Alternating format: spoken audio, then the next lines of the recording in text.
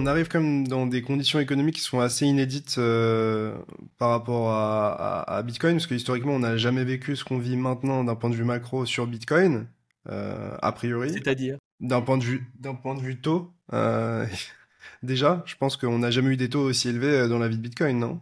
Euh, Ah bah ah des taux. Oui, oui, oui, bah oui, oui, oui, de fait, oui. Oui, oui. et Oui, l'inflation. on parle beaucoup d'inflation, de récession, etc. On va avoir la halving de Bitcoin qui arrive. Est-ce que cette fois c'est différent? Bah, ça, c'est la grande question à laquelle je n'ai pas la réponse. Tout ce que je peux vous dire, T'as c'est une que je suis opinion? furieusement exposé. Hein? Ouais, t'as une opinion.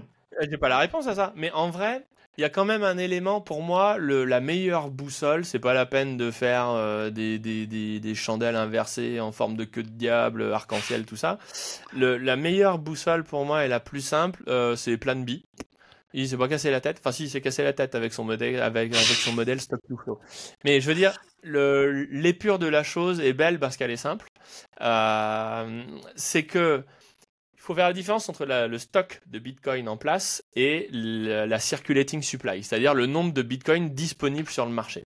Dès l'instant que les mineurs sont une grande source d'approvisionnement du marché en Bitcoin, parce qu'ils sont obligés de les vendre au fur et à mesure qu'ils les minent pour payer leur électricité, leur bonhomme, etc. Donc l'essentiel des Bitcoins qu'ils minent, ils les vendent. Et puis même un mineur dont c'est le business plan et qui n'est pas Bitcoiner spécialement, il vend ses Bitcoins parce qu'il cash out, il fait son chiffre d'affaires, il prend son bénéfice, il achète sa maison, il vit sa vie.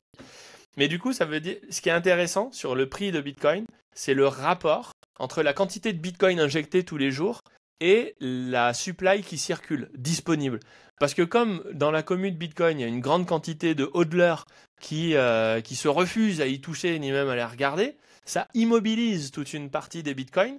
Et du coup, le halving, il vient diviser par deux les récompenses des mineurs, et du coup, il vient diviser par deux le robinet qui alimente le marché, en fait.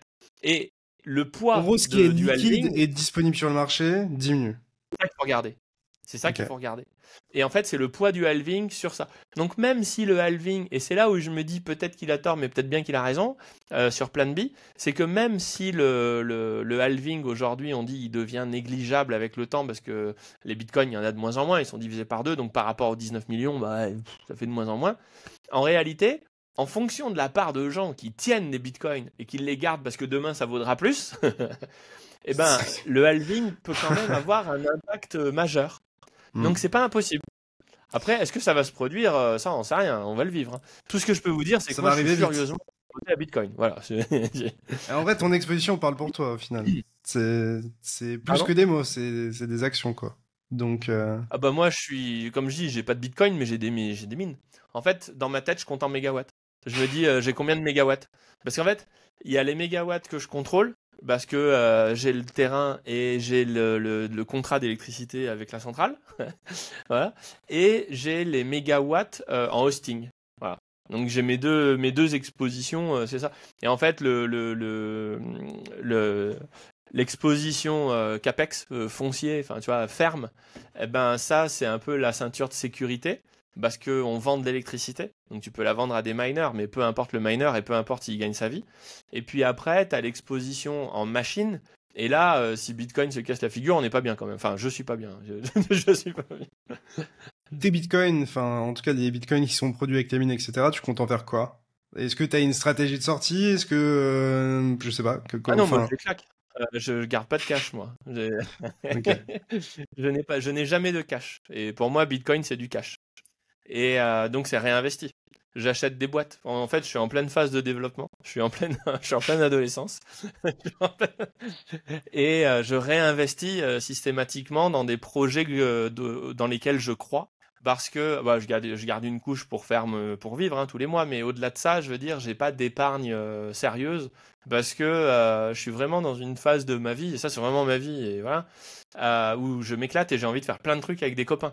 Comme je le disais il y a pas longtemps, j'ai mis 200K chez Owen, on est en train de faire des trucs aux États-Unis, je suis en train de faire des trucs dans le métavers, je suis en train de faire des trucs et vraiment je veux investir pour faire des choses avec des gens parce que c'est ça qui m'éclate en ce moment. Mais dès que j'en aurai marre et que je me sentirai trop vieux pour ça, comme il dit dans L'Arme Fatale, euh, eh Trop vieux pour ben, ces conneries. J'achèterais, ouais, c'est ça, du Bitcoin, de l'or, je me ferais un portefeuille gentil, action, pondéré, avec des valeurs défensives. Je remettrais de l'obligataire chinois, des machins qui font du 10% par an, et voilà, tranquille, quoi. On, Mais j'en suis pas là, je suis en on, pleine.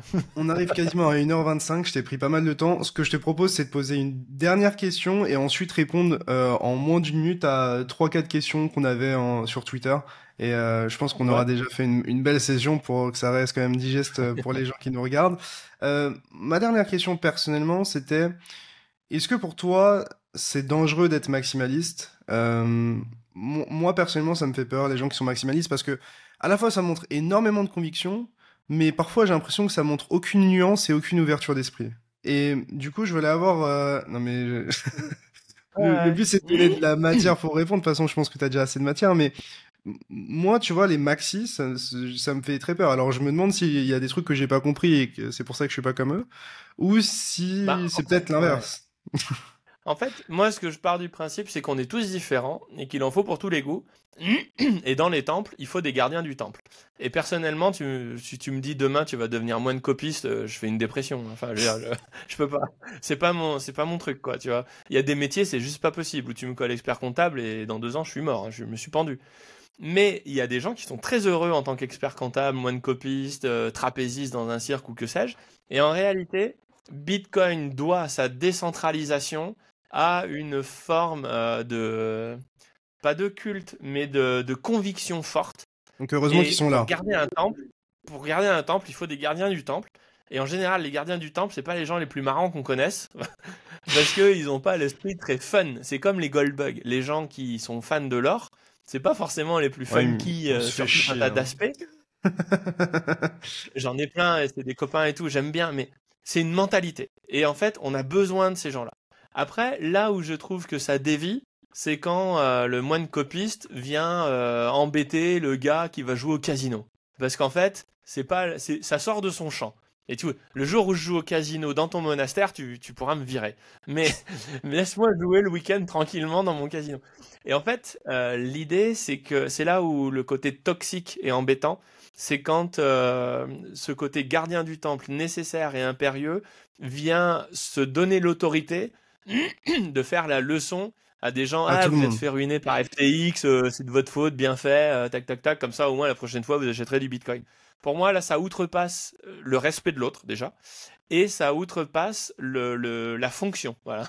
Donc pour moi, le Bitcoin maximaliste a une vraie fonction, et je les kiffe parce que on a besoin d'eux. Mais moi, jamais. Enfin, c'est incompatible avec ma nature, quoi. Voilà, Je pense que cette réponse était très intéressante. Je voyais pas nécessairement les... Enfin, t'as bien imagé la chose. Je pense que ça aidera pas mal de gens à comprendre ton propos et je pense que je suis plutôt aligné avec toi sur ça. Donc voilà.